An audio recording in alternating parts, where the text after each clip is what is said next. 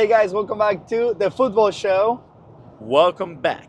Yes, we had a great day yesterday. What did we do, Fonzi? That's right. Opener of the Copa America 2024 here in the US. Argentina, right. Canada. 2-0 Argentina. That's right. We're going to talk a little bit about that experience. Yeah, not just that, but we have a couple of thoughts about the Euro and our nemesis. Or nemesis, Alexi, Lalas. Lalas. Some comments we read he did on The Athletic. A little piece on that, of course. We got to share our thoughts on what we think about the one and only Alexi Lalas. But if you haven't heard the episode yesterday, we actually were in Atlanta on the rooftop with, overlooking at the stadium and just giving our thoughts before the start of the Copa America, possible last major tournament for Messi. And Di Maria. And Di Maria. A few of them, actually. And half the Argentinian team, probably, for the world champs. But anyways, it was our first major tournament game, right, Fonzi? Yeah, absolutely. It was a great experience. All right, I have a lot of thoughts on that. Yeah, obviously the game was fun. The atmosphere was a lot of fun. Yet, I have quite a few comments about the fans and everything. Yeah, but I'm curious on what do you think about. Before we go into there, if you guys hear some different noises, we're recording from the car as we're driving back home. We have these thoughts and we couldn't wait to get into the studio, so that's why we're doing it here. We couldn't wait, and also I didn't want to forget them. You didn't want to forget. But, I mean, my general thoughts, obviously as a football fan. Well, first of all, did you guess your prediction? Did you get your prediction right? I did not get my prediction right. I threw a 3-2 Argentina winning. They ended up winning 2-0. I was giving probably a little bit more credit to Canada as a wild card in the tournament. Sorry, but I'm going to say my prediction was half right. Half right. Because I said 3-1 Argentina. That means 2-goal difference. Yeah. Argentina won 2-0. Maybe a little biased. We'll give that one to you, but I don't know. Listeners, let us know. We need a prediction scoreboard to see who wins. Yeah, but anyways, I think, as a football fan, I honestly love the experience. I was just very excited. Obviously, throughout the day, we watched all the games in sports bars there in Atlanta. Atlanta is a big football city. Obviously, Atlanta United plays there. So a lot of culture. Also, there were about 50,000 Argentinians in the, or people that bought tickets in favor of Argentinians. More on those thoughts for you a little later, but I think it was just really excited to be around that atmosphere. Lots of families, lots of kids, and obviously, the stadium. I think it was 70,000 people, right? That they said that 70,500 something. So I think it was 95% completely full, and that alone makes it a great experience. As an opener for a major tournament, really didn't know what to expect. They had a show. Not a big fan of the show. I thought it was going to be a little bit different, but the game itself, I think it was really, really exciting. I think Canada put good pressure on Argentina. I think they could have probably pushed a little bit harder, but very physical team, very fast transitioning. Obviously, they were playing in counter since Argentina is a little bit more tiki-taka with how they play. But overall, I think it was a very fun experience. I was probably expecting a little bit more on the fan base. I think I was expecting more Argentinians, more chants, more loud noise. And I think that was a little bit of the disappointing, point of view that we both have. Yeah, so very valid comments. And mine go along that way, right? Major tournament, first of all, is Copa America. So obviously, I think there's quite a discontent on South American countries, some of them. The fans, the fact that the tournament wasn't hosted in South America. Obviously, I think this is hosted here in the U.S.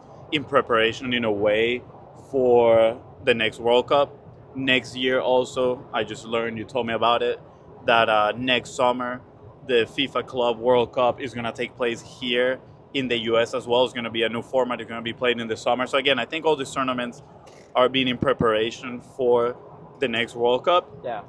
And of course, I think it's a money thing, right? Probably the rights. Teams are coming here. The federations are getting a lot of money. But I think in a way, it kind of does bad for some of the real hardcore fans that, might not have had the opportunity to come here and watch the game. Sure, of course, in the U.S. there's a huge mix of people. There's people from all around the world, all the countries, and they're gonna come visit and whatnot. But the hardcore, I would say, fans, a lot of them are probably back in South America, right, where they would like to watch those games and sing and whatnot, and that leads to the environment in the stadium. Again, the whole event, I think it was a great experience. The opening act, sure, like I didn't even know who the main guy that sang was, but again, it was fun. It was a fun environment, but it felt more like a Messi-fest than an actually Argentina game, right? Like, I'm not kidding. Probably 90% of all the Argentina jerseys that you would see there had the name of Messi on the back. And of course, Messi is, you might disagree with me, but Messi is probably the best player in history ever, right? And he's at least seems to be very humble in my eyes. Yeah. Some people might not believe that, right? So a lot of people definitely love him, not only as a player, but as a person. But that doesn't take away that it was just like a big Messi-fest, right? Like, I think they chanted more Messi than actually Argentina, right? And I think we had this image in our minds that we were gonna find, what they called banda quilombera, right? Like this band with drums and how do you call the lights? Bengalas in Spanish, but with flares, right? Like drums, flares, people singing all throughout 90 minutes. And truth is that it wasn't like that, right? Maybe in the TV it kind of sounded like that, but the most exciting parts obviously was when Argentina was attacking, and maybe they had an opportunity of goal, people would stand from their seats and they would start screaming and cheering and all that stuff. But it wasn't a consistent 90 minutes cheers how you saw maybe in the World Cup, or how you see when Argentina plays at home. I mean, a little behind the scenes, right? I was reading that for the Copa America, each stadium is responsible for like their own experience, right?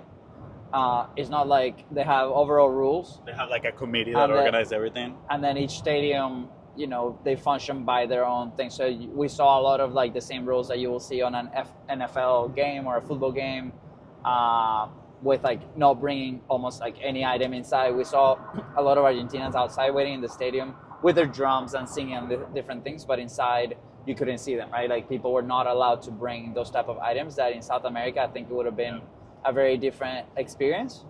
And so part of me is like, how much of this Americanized logistics, right, it will affect really the tournament.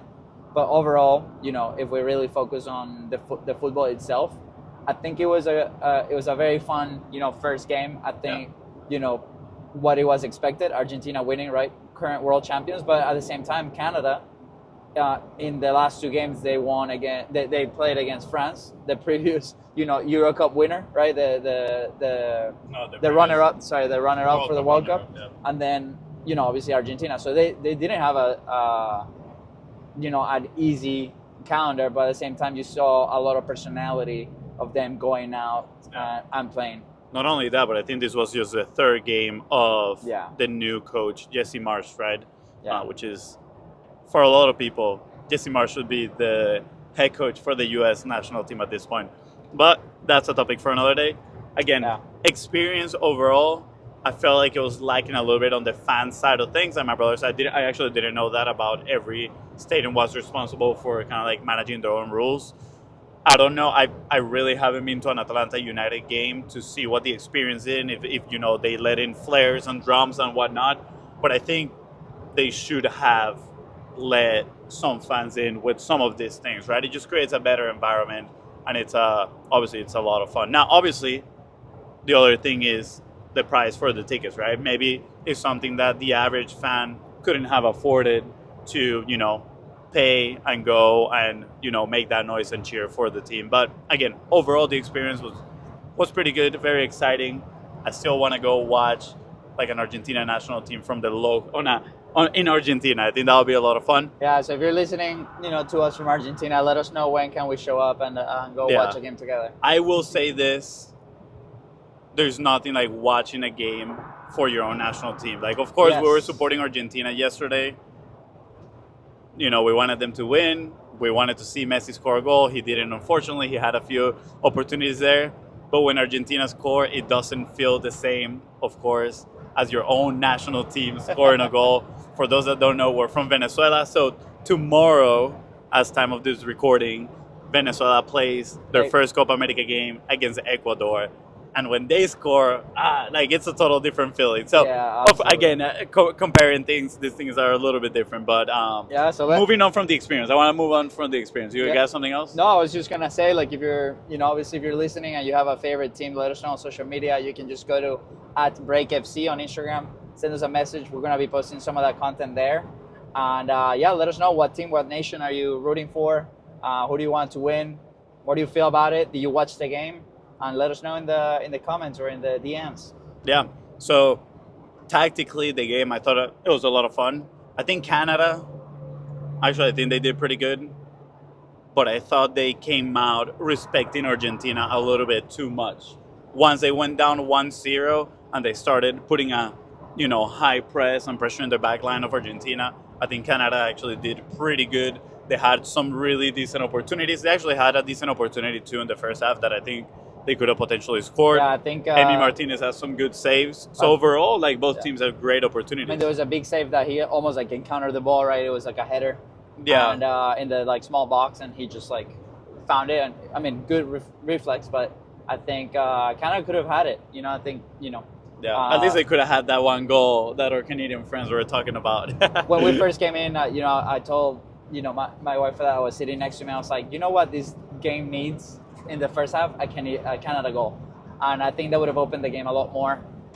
Maybe a little more risk. So? I think that would have closed the game a lot more. I think because Canada seemed to play so conservative. I mean, they had a mid block, right, trying to force some of those long balls from Argentina, maybe potential mistakes. Yeah, but at the same time, that if I feel like they would have scored first, they would have just gone a low block and literally just park the balls in front of this Argentina team. That's my belief. I think that's what would happen. You might be right, but I think at the same time they probably might want to go for that second one, but also Argentina would have put it probably more numbers ahead and probably created more chances, right?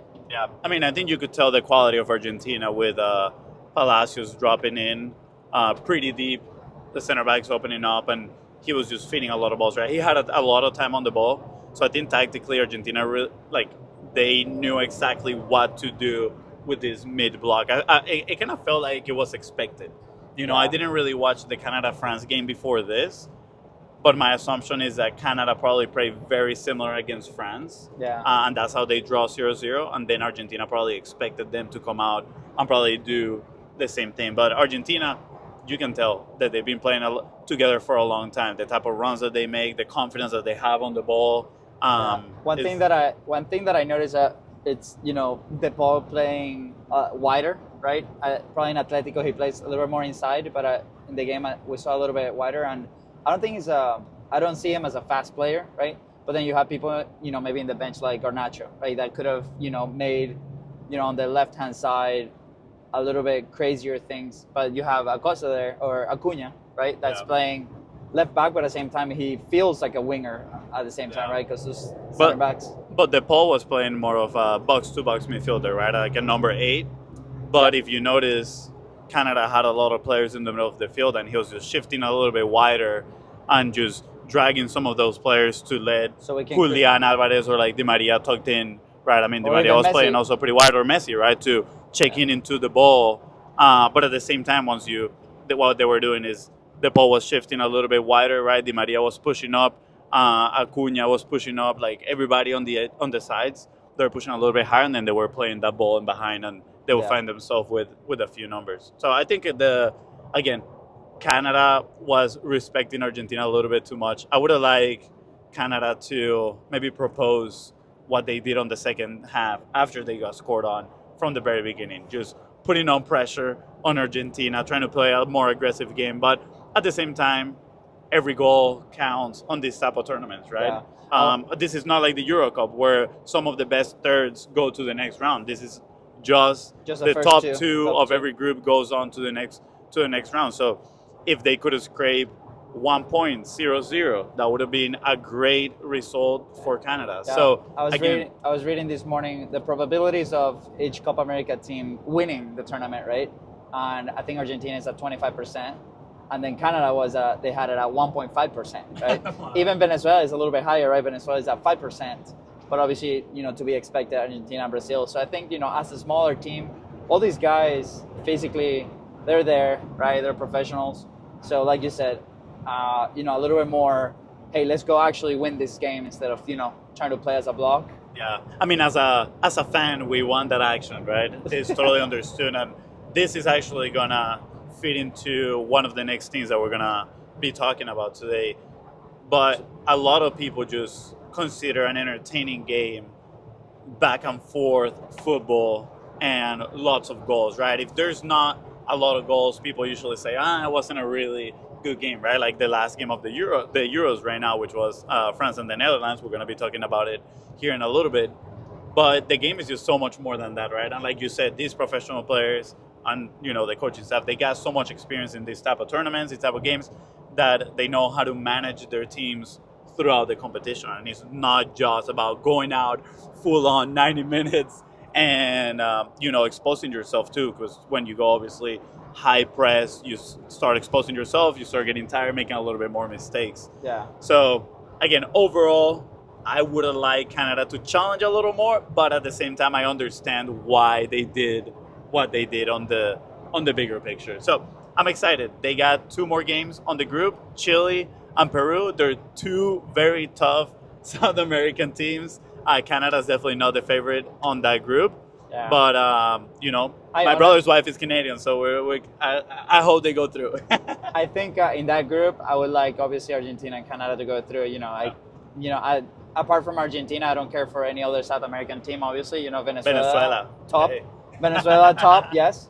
But, I honestly don't care about any other ones. Yeah, from that group, Argentina, Canada would be an exciting group, an exciting team that goes to the next stage. So let's move on to the Euros, right? We were talking about 0-0 France, Netherlands right now. And first game in 50 games. First goalless tie in 50 Euros games, right? And, I was scrolling Reddit, right? The soccer community, the Euros 2024 community on Reddit before this. And there were a lot of comments on how this was the most boring game on the Euro Cup. Now, I'll say this is where I believe a lot of people think goals equal entertainment, which I can see that there's levels to the game and on which how people watch the game.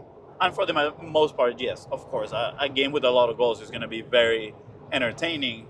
But at the same time, there's so many more things to look at when you are watching a game rather than just the goals. I also think with this Euro specifically, the bar has been set really high from the very first few games. Yes. Because there have been a lot of back and forth, a lot of goals, a lot of surprises as well. So many bangers too from outside the box. Yeah, talk about Arda Güler's goal. Talk about Spain yesterday trying from outside, for example. There's a lot of things. Romania, right? So you mentioned Spain-Italy, right? I saw a comment saying that Spain-Italy was one of the most boring games they saw on. Well, clearly you don't know Euros. about football. So that I mean, not to be too Alexi Lalas and say F them fans, but Italy, Spain was a great. Based on what, right? Was a great game. The intensity that Spain was playing with. They had a lot of opportunities. Maybe yes, they didn't convert a lot of them. Donnarumma had a great game. Dude, he had so many saves. Kept Italy in the game. We're talking about this. How many chances, right? At the end, that game could have ended 4-0 easy, right? And this guy was there. And I think Spanish, the type of game that they're playing is very impressive. Yeah, it's very exciting. We haven't seen that type of play from Spain since they won that World Cup. I think like they had a bunch of years that they try to play this, but they have their tiki taka, but at the same time they go and they have this intensity in the last third with this young Williams and right? It's incredible. Yeah, they have a lot of intensity in the last third, like you said, and Yeah, I think they have they're pretty dynamic, right? They can hold the ball, they know how to manage the tempo of the game, and then they go when they know exactly when to go and take on defenders. Yeah, I think people were expecting something different from Italy because of their first game. Which I still think Italy is a great side, and their first game was great. They played a really, really good game, but Spain wasn't letting them breathe, right, on that whole game. But let's go back to France and Netherlands. I don't think it was a bad game. I think tactically talking, right, they both won their first game, so they also knew that with a tie, they would be going on to the next round. Of course, you don't want to go as best third, which still can happen to one of those two teams. Yeah. But this tie already secures them for the next round. So why are they going to tactically expose themselves in certain areas of the game, to concede a goal, and then their chances of going to the next round, decrease? So I think it was a very smart game. It was a very tactical game. Both teams clearly respect each other a lot, that the way they play, right, how they hold their low block when the other team was attacking. There was a moment of controversy with the Netherlands scoring and then called offside. Big debate. I'm very curious. What do you think? Do you think it was actually offside or not? I personally believe that it was a good call by the refs. It was a very fast play where the player just went on the follow through on the first shot, rebounded, and then he found himself right next to the keeper when the second shot came. And unfortunately, he wasn't trying to take part of the action, but he was involved because he was right next to the goalkeeper and he didn't let the goalkeeper react appropriately and dive. Yeah, I think the rule is like if you're blocking the keeper's view. If you're blocking the keeper's view, the keeper he cannot take action. It'll be an offside. But I know that caused some polemic in there. Yeah. On Reddit, there's a lot of comments on it. A lot of people that say yes, it was an offside. A lot of people that say no, it wasn't an offside. I'm curious, where do you stand? Do you think it was an offside? Yes or no? I personally didn't watch the game because I was driving. But I think we mentioned this when it was over, right? It's like, well, these two teams, right? Top two teams, when like big names, like obviously all 22 players are playing the major leagues in Europe.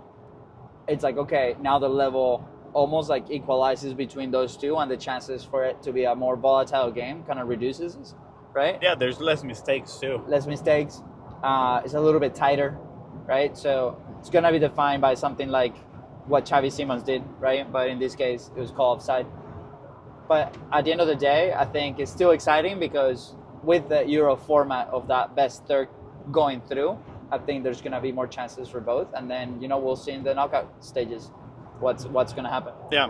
Personally, for what I saw, I know the Netherlands and France were two of the favorites to win it, especially France. But I haven't been surprised by any of them, right? Honestly, I think Spain and Germany have been the top two teams that have really surprised, that are very aggressive, that are really punishing the other teams that they're playing.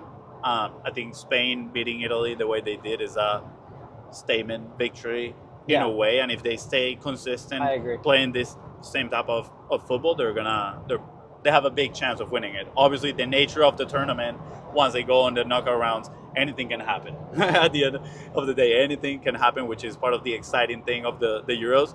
I personally would love to see an underdog making it through far, maybe until semifinals or even to the final. Yeah, we've talked about Romania, we've talked about Georgia, right? Like very aggressive style of play, really cool. Yeah. But I think that talks to going back to what people see as entertaining football, right? Those teams, they've been in games where there have been way more mistakes and they're getting themselves more exposed, right? And you can say it's because of the maybe lack of experience on those national teams, right? Or maybe the lack of class and quality in those national teams. Of course, they got really good players and they got quality, but it's not the same quality on paper as the Netherlands and France, right? That they potentially going to do less mistakes. Yeah, personally, I don't think it's about mistakes. I think the conversation goes that they're more brave going, to try to get the game, so the game opens up a lot more, right?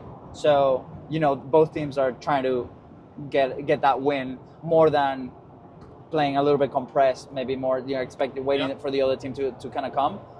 So obviously that opens up statistically for more mistakes, but I think it's more like the intention that they're going out to the game to where like, hey, we're maybe a smaller team, and we can actually believe in that they can actually win and go in there, right? Because you see the Turkey game, right, ended up 3-1, but that game could have ended 3-1 for the other team as well, right? They just scored in the last second of the game on a counter. Could have been a tie. Could have been a tie, honestly.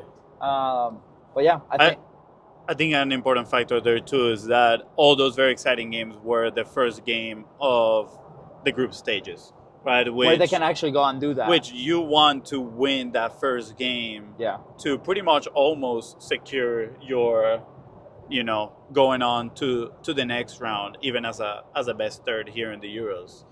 And now playing the second game, you might come out a little bit more cautious on like, hey, we don't want to drop any points. Right? Maybe we just want to tie, especially after winning the first game. So we might see a little bit more of a different, second round of games in this group stage in the Euros. I'm very excited. Awesome. So now on to our nemesis. What's going on? What is he saying? What is he saying online or to the world that made us react this way? Visceral reaction. Well, it's funny because he's one of the pundits in Fox Sports, which they've been getting pretty bad comments on their, U.S. transmission of the Euro Cup. They didn't show the Turkey-Georgia game, which apparently was one of the best ones. I think they didn't show the Ukraine game today that they came back 2-1 against Slovakia. And people were really upset that they're not showing some of the games. They show it in some of the networks, but the people that just have a TV and maybe just Fox Sports, they can only catch a certain amount of games, right? For those that have Fubo TV, you can watch all of the games. But of course, I understand how people are like, man, like I got Fox Sports. Why do I have to pay for the other 2-3 channels to watch a game? Like that is, of course, a little bit upsetting, but Fox Sports also is trying to make money as a business network. Now, Alexi Lalas is one of the pundits in Fox Sports, and I feel like the general consensus on him is not very good. Like people don't really enjoy Alexi Lalas as a pundit. Even I would say Sterling. No, Sterling. What's his name? Sturridge. Daniel Sturridge on that he's a pundit for the Euro Cup as well. He's sitting right next to him. And it's pretty hilarious. Like if you're watching, just keep an eye on Sturridge's face when Alexi Lalas says something. You could read him, and I think in the last transmission they were changing the camera and they were putting something else because it was so obvious that he's so annoyed. That he's so annoyed by these comments that they couldn't show it. So please, if you're watching, just let us know in the comments. Let us know, in the DMs what you think. Yeah, because I thought it was pretty hilarious. Me personally, since Alexi Lalas has been commentating and hosting this stuff, even back in the World Cup, I've never really synced with his style. For many reasons, it just rubs me the wrong way. Nothing wrong with his professionalism. I don't know him personally, obviously. Huge respect, professional. He played for the U.S. national team. But honestly, I think that there could be a better person in that spot. All right, so a few things here. So I was reading a piece on The Athletic, and I guess the reporter made a little segment about Alexi Lalas, and they talked to him, right? And here are quotes from the article. Alexi Lalas says, because he has a gift for riling the audiences, right? And again, causing commentary and whatnot. And maybe that's what Fox Sports is looking for. Although I think, when you do that, it's kind of like 50-50. You have people that support you and people that don't support you. But I think overwhelmingly people do not like Alexi Lalas, at least on my point of view, what I've seen. But this is what he said. He says, life's too short and fuck them. Literally, those are the words that were quoted in the article. And then he said, when I get on TV, I put on a costume, and when the light goes on, I don't want people changing the channel. I don't care if you like me or don't. And honestly, as a pundit, like, I understand there's something I do respect about this, which is like, all right, he's going to be, he doesn't care what people think. Right? I props to him. I agree with that. I think that is great. But at the same time, he's like, I'm putting this costume on, which for me is like, well, just being fake, right? And you're just doing it for the show. And the fact that you don't care, like, I don't want people to leave the channel. First, they cannot leave because Fox Sports is the only one that have the rights for the Euro. So they're going to be stuck with you right there. But the other thing is, I mean, you gotta respect the fans, right? The fans that are in there, and you as a pundit, if you are a professional, like your responsibility is to educate, not just to rile people up and have some crazy ass comments. Your job is to educate the viewer, which leads to my next question, which is pretty cool. Dude, and above everything, respect the viewer, right? Like, respect the viewer, of course. if that quote, I think it must be true if it comes out of this publication, right? The Athletic, right? Yeah. As a direct quote. Yep.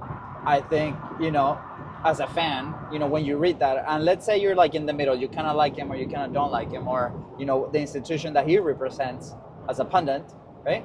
That's going to lean all the way till, honestly, I don't even care what this guy says anymore because he doesn't respect me as a fan. He doesn't respect me as a viewer. He doesn't respect me, as a football fanatic.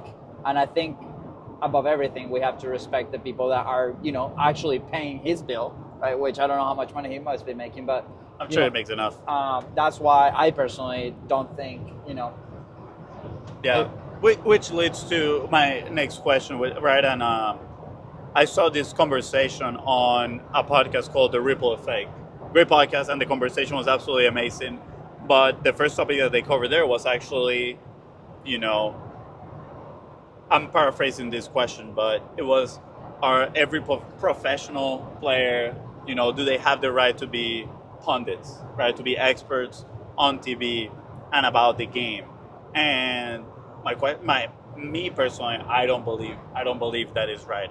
On that podcast, they were talking about how, the Premier League pundits, right, very prominent players, they still have a very kind of like old school thought about football, and they actually are there just criticizing teams and what they're doing rather than trying to, again, educate the crowd on like why teams are doing things, right? Like, teaching the crowd like why are the teams trying to play out of the back rather than punt it out of their box. I think a team that is doing really good is the CBS Golazo, right? That team, I think they have a good balance of entertaining and educational, right? You got Thierry Henry as a pundit, and he has his moments where he's doing the tactical analysis, right? You got Micah that is absolutely hilarious. Right? I think they're doing a great job at educating the audience and keeping them. And when you go online and you see the social commentary on this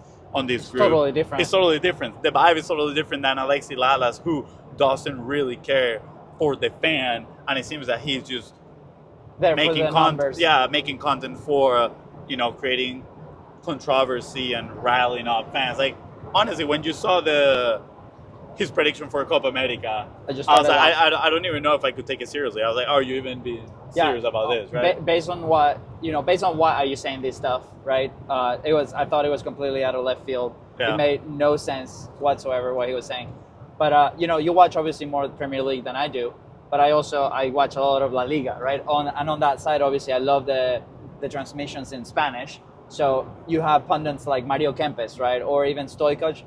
I think like you don't like him a lot. I think he's along the lines of Alexi Lalas on the Spanish side. Well, but then he's just so negative. Yeah, he's very negative, obviously, and he's a legend. He was more of a legend than Alexi Lalas, but I think he's one of those guys that maybe might not be there. Yeah. But also you have people like Marc Rosas, who used to play for Barca back in the day, and then he finished his career in Mexico, who's also part of the Kings League with Gerard Piqué. Like he runs the Kings Leagues in Las Americas, in South America.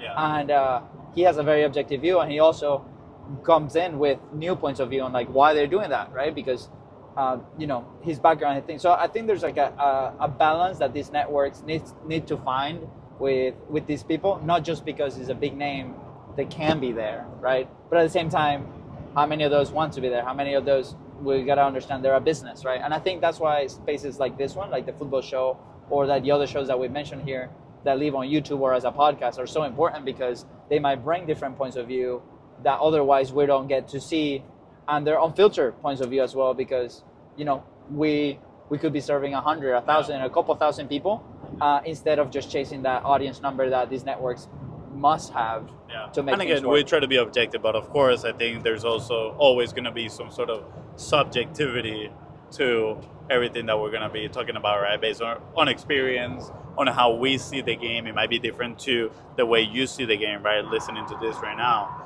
But at the end of the day, I think bottom line is you got to respect the people you're serving, right? Because Alexi Lalas is there to serve the fan, educate the fan, right? And sure, you can still entertain the fans, right? You can do both. You can entertain and educate, but you cannot be saying, fuck them, right? Like, I don't care what they think and all that stuff. Yeah. So this marks the official race for us to catch up their podcast, State of the Union. I think at the time of this recording, they have 20,000 subscribers. So if you're watching this on YouTube, or if you're listening on Spotify or Apple, just go to YouTube and click that subscribe button, that follow button. Let's challenge Alexi Lalas. Let's challenge Alexi Lalas and let's grow this channel more than his. Yes, sir. The football show. We're in official race with State of the Union podcast. That is right. And then when we surpass in Fox, you can hire us, and we'll give you a good football show. That's right.